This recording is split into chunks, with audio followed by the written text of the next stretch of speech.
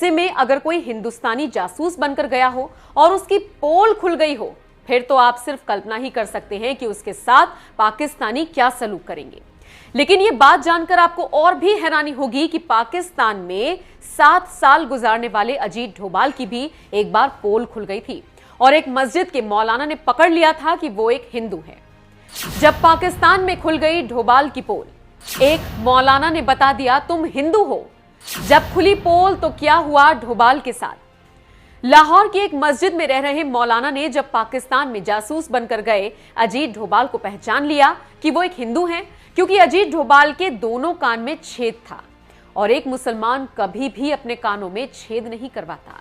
लेकिन उत्तराखंड के रहने वाले अजीत डोभाल ने एक परंपरा के तहत दोनों कानों में छेद करवाया हुआ था।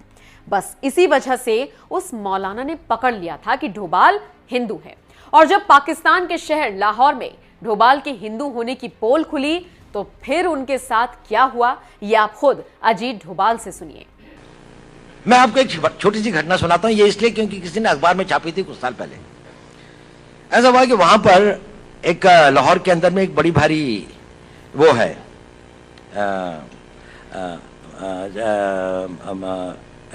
औलिया की एक मजार है जिसपे बहुत सारे लोग आते हैं। तो नेचुरली मैं क्योंकि एक मुस्लिम उसमें रहता था और एक उसके साथ में रहता था, तो मैं वहां से गुजर रहा था और मैं उस औलिया के उसमें आया और मस्जिद से वापस आया और एक उसमें मिला। तो एक आदमी एक कोने पे बैठा हुआ था, बड़ी आकर्षक उसका व्यक्तित्व था, बड़ी सफेद लंबी दाढ़ी थी। उसने मुझे बुलाया।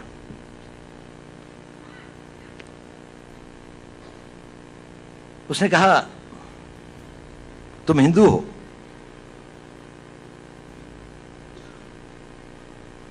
मैंने कहा नहीं।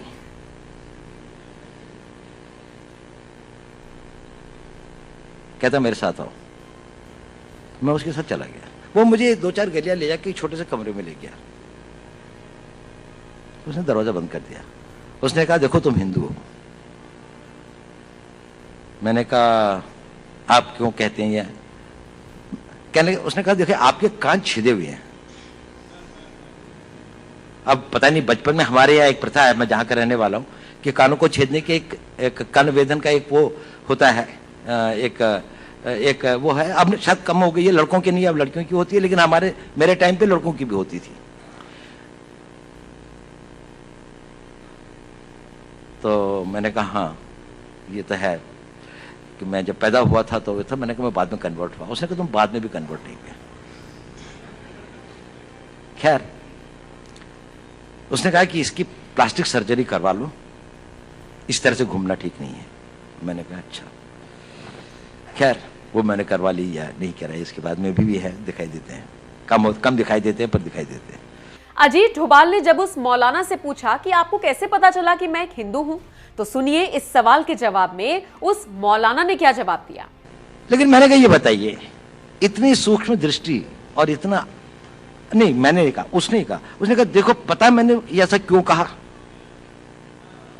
मैंने कहा क्यों? उसने कहा क्योंकि मैं भी हिंदू हूं।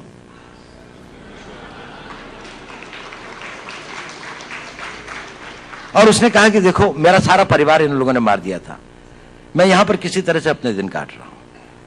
मुझको बहुत खुशी होती है जब आप लोगों को देखता हूं, लेकिन मैंने भी अपना बेस बदला हुआ है। लेकिन देखो इस कमरे के अंदर, और फिर उसने एक अलमारी खोली, उसके अंदर में एक शिव जी की और एक दुर्गा की एक वो रखी थी। उसने कहा देखो मैं इनकी पूजा करता हूं, लेकिन बाहर जाकर मस्जिद के अंदर में सब लोग मेरे को यहाँ का एक रिस्पेक्टेड उलेमा समझ लीजिए, उलेमा तो नहीं लेकिन वो समझ लीजिए, मतलब रिलीजियस मैन की तरीके से वो करते हैं। ये एक छोटी सी घटना है, लेकिन बड़ी मेरे को वो लगी। कभी मेरी में इच्छा भी होती थी कि मैं उनकी कोई मदद कर सकता या हो सकता, लेकिन कभी ऐसा हुआ नहीं। अजीत डोभाल ने खुलासा साल 2015 में विदर्भ मैनेजमेंट एसोसिएशन के एक कार्यक्रम के दौरान दी गई स्पीच में किया था। उन्होंने बताया कि वो हिंदू से मस्जिद के मौलाना बने शख्स की मदद करना चाहते थे, लेकिन कर नहीं सके क्योंकि वो खुद एक भारतीय जासूस थे और चोरी छिपे पाकिस्तान में रह रहे थे। मौलाना ने जब डोभाल को अपने कानों के छेद की सर्जरी करवाने की सलाह दी तो उन्होंने तुरंत उनकी बात मानी और कान की प्लास्टिक सर्जरी करवा दी। हालांकि उनके कान में अब भी हल्का सा छेद दिखता है।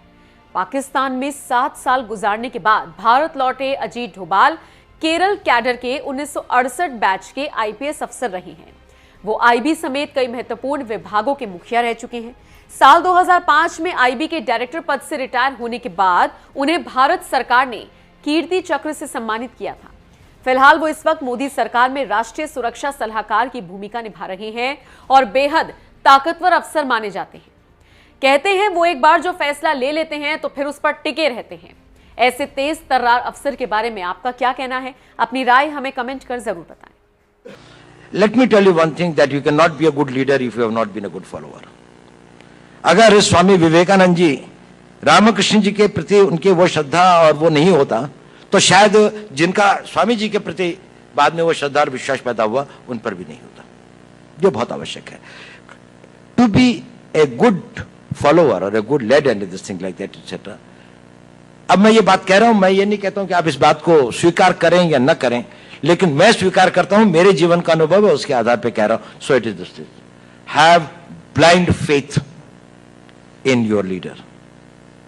अब मुझे मालूम है नई जनरेशन इसको नहीं मानेगी, पर मेरा हमेशा यह था, गुड और बैड, जिस आदमी को मैं अपने उसकी वो करता हूं, उसकी नियत पर, उसकी दूरदर्शिता पर, उसकी इंटीग्रिटी पर मेरा पूर्ण विश्वास था।